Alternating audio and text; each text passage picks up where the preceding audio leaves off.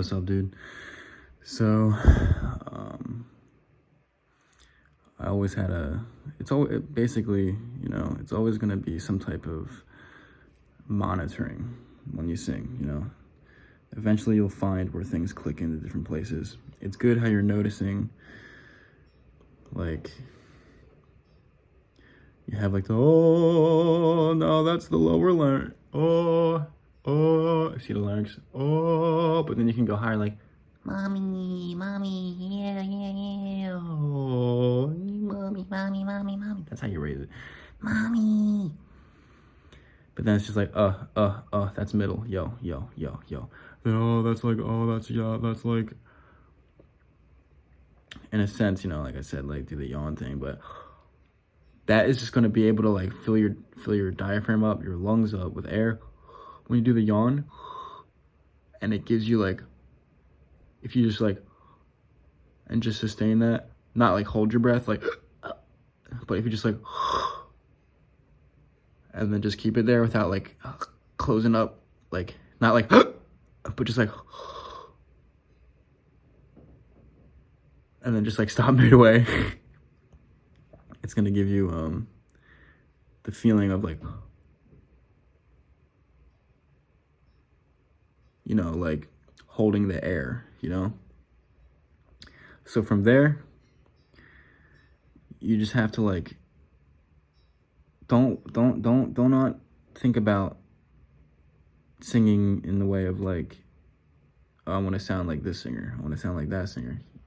You really don't want to sound like them. You want to make people feel the way that they make people feel. And you could do that anyway. That's why they say, like, speak. Because we can already make people feel something from when we speak. That's what rapping is, But you don't got to speak about, nonsense, But that's why, a lot of people say, like, speak and before you sing, because we're looking for an emotional conveyance. Now, if you want to hit the higher notes, there is a way to do it, naturally, if you don't have it, if you're not like blessed with the gift, it's definitely a lifelong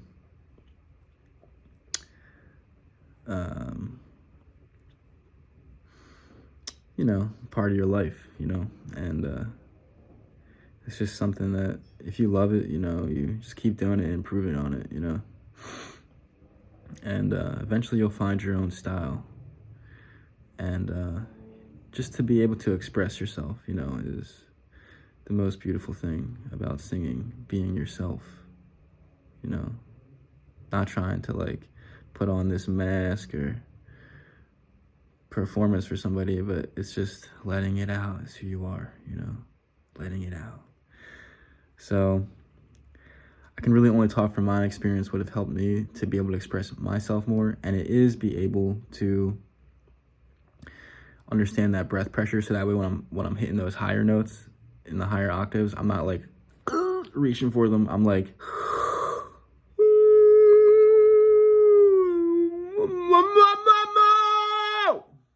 now that's just more, that's just how I sing, first of all. And then that's just also just because I'm rock singer, metal, rap, and I didn't do no warm up today at all, so that's just straight my voice right now. But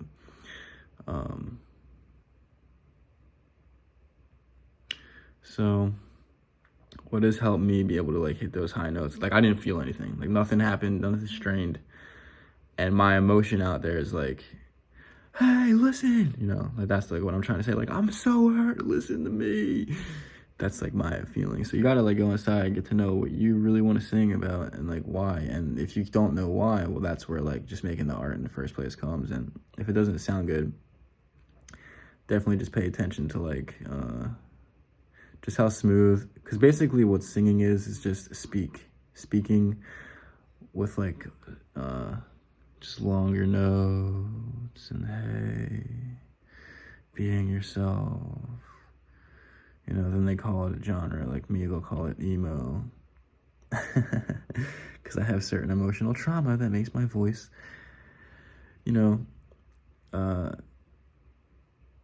shake, and I'm working through that spiritually right now, you know. It's just life, you know. But, you know, so that's what I'm trying to get to. What has helped me is like just to be able to just find out like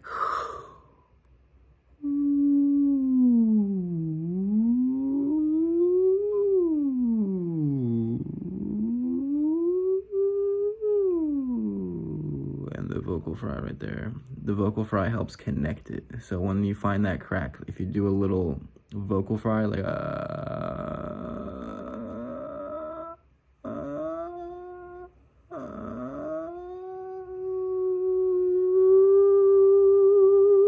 and the reason why you do it quiet to begin with is because you have to learn how to not hurt yourself when doing it, and that's the foundation, you know. And then once you can learn how to like make it louder through, that's the diaphragm, what the one teacher was talking about, the pelvic floor. You feel you get the right pressure. There's that technique of like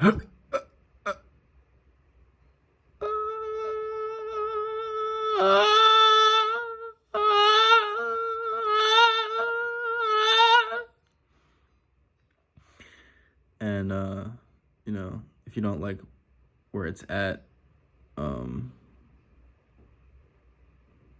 in tone wise, you can just work with the different, you can just see like what's going on with your larynx. Is it low? Is it high? Or is it more neutral? And it's not like there's only like, there can be variance in between that too. And usually when we speak, like different emotions will create like, oh, as you see like, oh, fuck. Or like, shit. That's like, eh. Sometimes I don't like to record, you know, sometimes I'll be doing like my own emotions in my songs, like, yeah. And I'm like, oh wait, I don't like the way that sounds. But as long as you can learn, and I think you will, like, because you basically there is a transition point between like the he and the he, so it's like,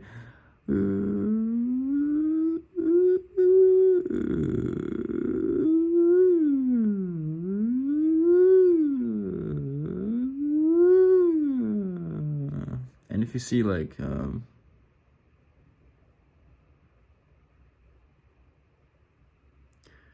within your own voice, like where it starts to get tight, that's where you want to back off, and then do the vocal fry, and then start thinning it out. So,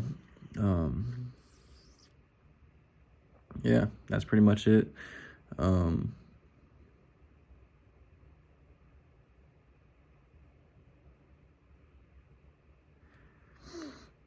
If you just work on that, and what can really help you is like lip rolls, you know, you probably heard of that. And for the bringing it into the mask, yeah, smiling, yeah. But then you're like, well, how can I balance my diaphragm pressure out with like what's coming up in here with the resonance, you know? So it's like, yeah, excuse me.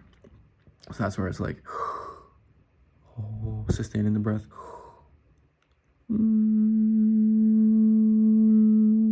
You can practice humming on different pitches, but then you can also practice the lip rolls on different pitches. So you got like,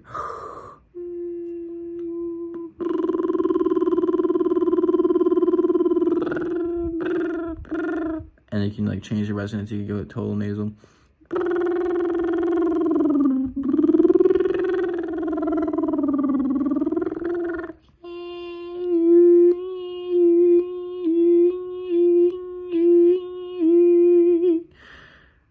And going into header voice is going to help you like be able to learn how to not hit it so hard. And when you're looking for those like higher notes, you don't want to think like it's up there. You just want to be able to like think that it is in the same realm. I don't know if you heard of like Melissa Cross or Brett Manning, but those two teachers have been my number one teachers. I've seen them both. I've worked with them, and they have only given me what I needed. So Um, Definitely expensive though. I think I forget how much Brett made. I think he was $400 for an hour. That motherfucker. But he teaches like Taylor Swift and shit. And then I had gotten a lesson from Melissa Cross, but I did like 3 sessions of singing, 3 sessions of screaming, and 3 sessions of speak, because she teaches like metal bands and like those type of bands how to sing their style. Because it's really just like, what are you going for, and what's the best way to get it? I think for you, if you're trying to like sing pop, I think you would be more of like a good like rock artist, you know, or you know, in that like they could talk about David Bowie in that way, like definitely sticking to your lower range, because you know we need those type of singers too. You know, it's not like a singer is a tenor. You know, a singer is somebody who can convey emotion through song and a story. You know, and if you want to be able to hit those high emotions without it sounding weird, well, that's where the dedication, discipline, and devotion comes to the art. And learning these different things to help you go inside of yourself to make it that much better and more refined is really all you're looking for. You truly can go out there and just start making art right now, if that's what you wanted to do. And you have all you need right now to express a story. And I like your low voice, I really do. And if you just worked on, say, like the recordings, like, because recording is different than live. Live is more about audience engagement. It's not about sounding perfect, though that is important in the sense of like sounding good, but it's not about sounding perfect. You know, you just want to have like a good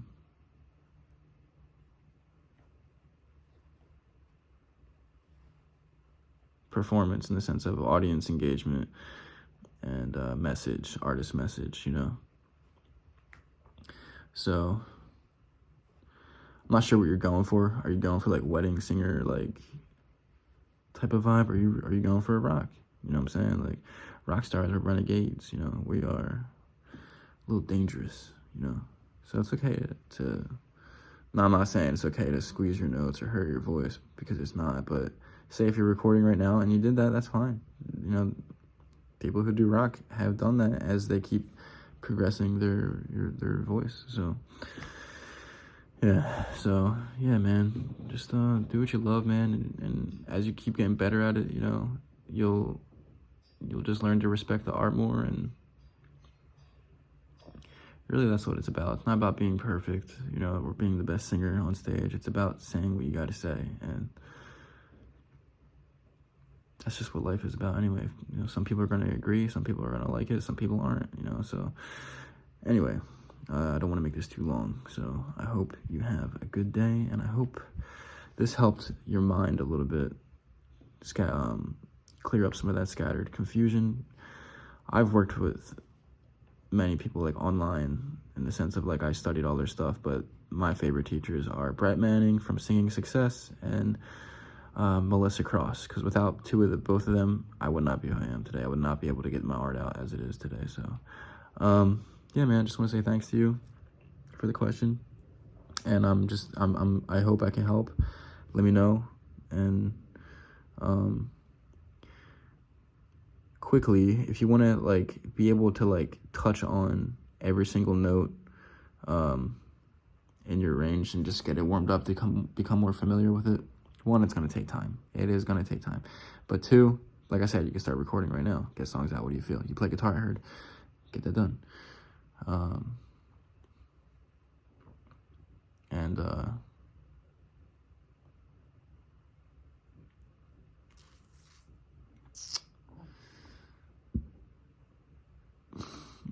I definitely see your potential, bro. Don't give up.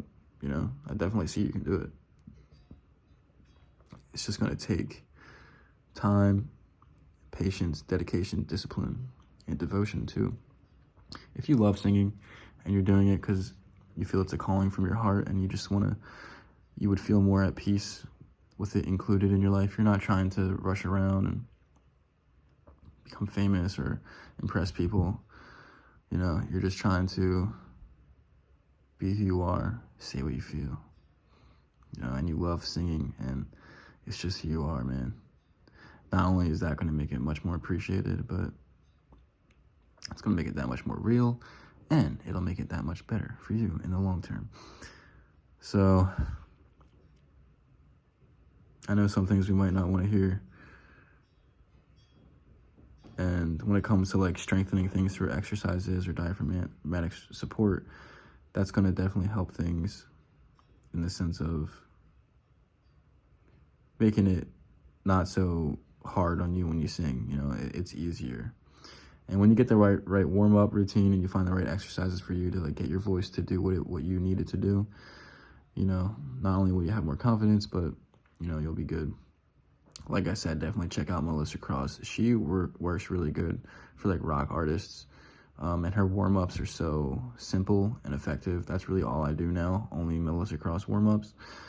And I also do some Brett Manning warm-ups, but also like without ingraining some of the things I've learned from them, I don't think I could have done it. So everything you put together is going to make sense one day. It's all going to click.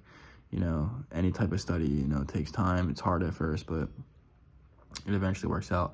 I'm going to send you a video from one of Brett Manning's associates, and he's going to show you like how to set the air pressure, how to set each individual note up, and how to go about training your voice. So definitely check it out. Definitely do it along with him, because this video I'm about to send you is literally the key that I used to find my voice step by step.